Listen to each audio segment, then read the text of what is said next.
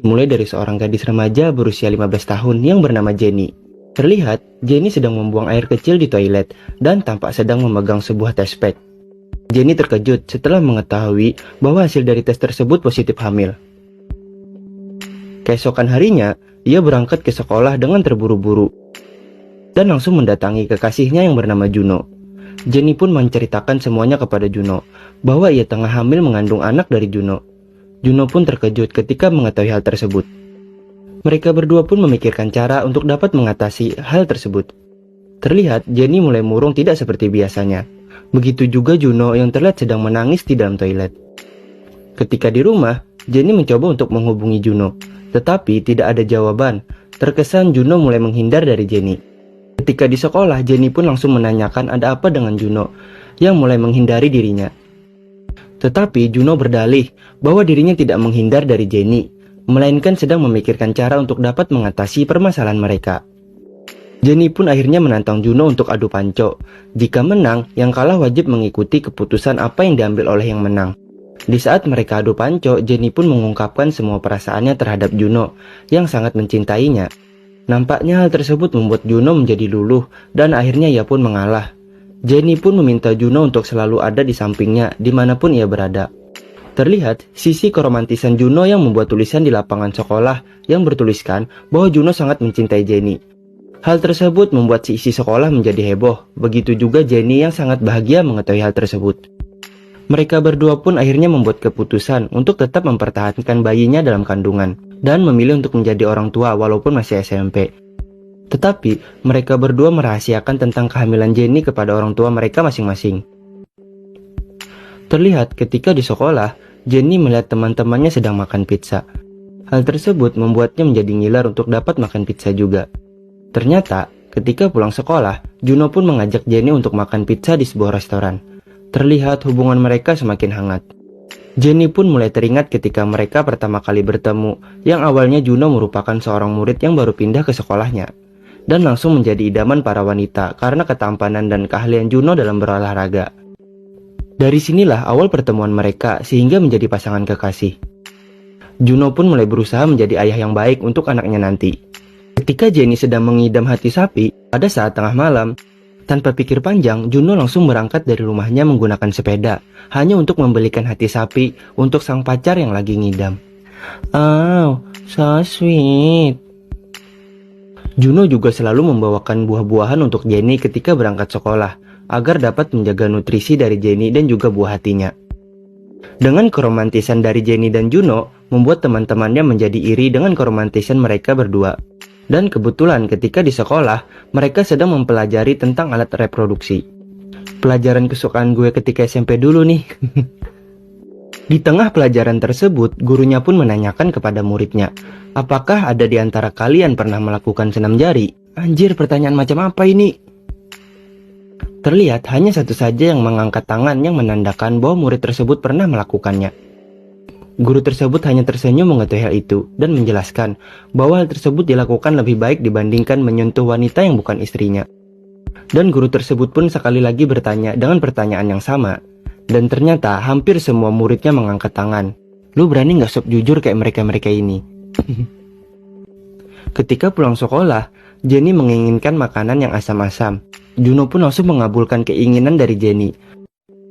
Terlihat, Juno selalu mengabulkan apa yang diinginkan Jenny. Ketika di rumah, Juno terlihat sedang mendengarkan percakapan orang tuanya dari balik pintu. Terdengar dari percakapan orang tuanya yang sedang ingin melakukan aktivitas penggenjotan agar dapat menghasilkan adik kecil untuk si Juno. Juno yang mendengar percakapan tersebut langsung berpikir bahwa jika ia nanti mempunyai adik, pasti nanti umur anaknya lebih tua dari adiknya. Hal tersebut menurutnya dapat merusak pohon keluarga mereka. Juno pun berusaha untuk menghalangi orang tuanya untuk melakukan aktivitas penggenjotan. Keesokan harinya, Jenny tidak masuk sekolah karena lagi sedang sakit. Dan Juno pun menjenguk Jenny untuk mengajaknya ke rumah sakit. Tetapi Jenny tidak mau, karena jika dirinya ke rumah sakit, pasti rahasia mereka tentang kehamilan Jenny terbongkar. Lagi-lagi, ketika orang tuanya ingin melakukan aktivitas penggenjotan, Juno terlihat menghalangi orang tuanya lagi. Hal tersebut membuat ayahnya menjadi murka. Dasar anak gak ada akhlak. Jenny pun menelepon Juno untuk memberitahukan kondisinya yang sudah mulai membaik. Juno pun tampak senang mengetahui hal itu. Ketika di sekolah, Jenny melihat Juno dari kejauhan sedang membawa papan tulis, dan datang seorang wanita yang mencoba ingin menggoda Juno. Teman-teman Jenny pun mengompori bahwa Juno sedang melakukan persilaturahmian bibir dengan wanita itu. Sontak, hal tersebut membuat Jenny marah dan langsung bertengkar dengan wanita itu. Untung saja datang Juno untuk melerai pertengkaran mereka, karena Juno mengkhawatirkan kondisi bayi yang ada di kandungan Jenny. Mereka pun pergi ke tempat untuk ibu hamil, dan mereka pun berlatih senam kehamilan. Mereka selalu bersama di sekolah maupun di luar, yang membuat hubungan mereka semakin hangat. Sampai akhirnya mereka berdua pergi ke sebuah danau, dan menaiki perahu melintasi danau. Mereka pun singgah di sebuah pulau buatan di tengah danau. Tetapi, tali untuk mengikat perahu lepas, dan perahu tersebut pun hanyut terbawa arus menjauh dari tempat mereka. Mereka pun mencoba menelepon seseorang untuk meminta bantuan. Tetapi, HP-nya tidak bisa digunakan karena tidak ada sinyal di tengah danau tersebut. Alhasil, mereka berdua pun berdiam diri di tengah danau tersebut sampai langit menjadi gelap. Dan untung saja ada seseorang yang datang membantu mereka. Orang itu langsung mengantarkan mereka berdua pulang. Ketika sampai di rumah, Jenny pun langsung dimarahi oleh ibunya karena telat pulang ke rumah. Hari demi hari, perut Jenny pun semakin membesar, dan hal tersebut diketahui oleh kakak Jenny. Kakaknya pun mencurigai adiknya yang melihat perutnya seperti orang hamil. Akhirnya Jenny pun mengaku dan memberitahukan kepada kakaknya bahwa ia lagi hamil, dan meminta kakaknya untuk tidak memberitahukan ibu mereka sebelum Jenny sendiri yang memberitahukannya. Kakaknya pun tampak syok mengetahui hal tersebut. Jenny pun langsung menelepon Juno untuk memberitahukan bahwa kehamilannya sudah diketahui orang lain. Keesokan harinya Juno datang ke rumah Jenny. Dengan sikap gentleman Juno, ia pun memberitahukan ibu Jenny bahwa Jenny tengah hamil mengandung anaknya, dan memberitahukan bahwa usia kandungannya sudah mencapai 6 bulan. Tetapi awalnya ibunya menganggap hal tersebut sebagai lelucon. Untung saja datang kakaknya Jenny yang meyakinkan ibunya bahwa Jenny benar-benar hamil. Ibunya pun tampak shock mengetahui hal tersebut. Ibunya pun langsung membawa Jenny ke dokter kandungan untuk mengecek kandungan Jenny. Terlihat ketika pulang dari dokter kandungan tersebut, ibunya marah dan langsung menampar Juno. Wajar dong, ibu siapa sih yang gak marah ngeliat anaknya hamil di luar nikah. Juno pun pulang ke rumahnya untuk memberitahukan kepada ibunya bahwa pacarnya tengah hamil mengandung anaknya, dan meminta ibunya untuk memberitahukan ayahnya. Ayahnya pun mengetahui hal tersebut langsung marah dan langsung memukul Juno yang berada di balik selimut. Tetapi malah tangan ayahnya yang kesakitan, karena Juno sudah membentengi dirinya dengan menggunakan helm. Keesokan harinya, Juno pun memberitahukan teman-temannya bahwa Jenny tengah hamil mengandung anaknya. Teman-temannya pun kaget karena tidak menyangka di umur seperti mereka, Juno berani melakukan hal tersebut. Ketika Juno pulang ke rumah, ibunya pun langsung marah karena ibunya menemukan koleksi majalah dewasa milik Juno. Akhirnya mereka pun mempertemukan kedua orang tua mereka untuk mengatasi permasalahan tersebut. Orang tua dari Juno pun merestui mereka untuk menikah. Tetapi orang tua dari Jenny hanya menyetujui Jenny untuk tetap mempertahankan kandungannya, dan berencana untuk mengirim Jenny ke tempat kakaknya yang di Amerika, biar kakaknya yang merawat anak itu, kata ibu Jenny.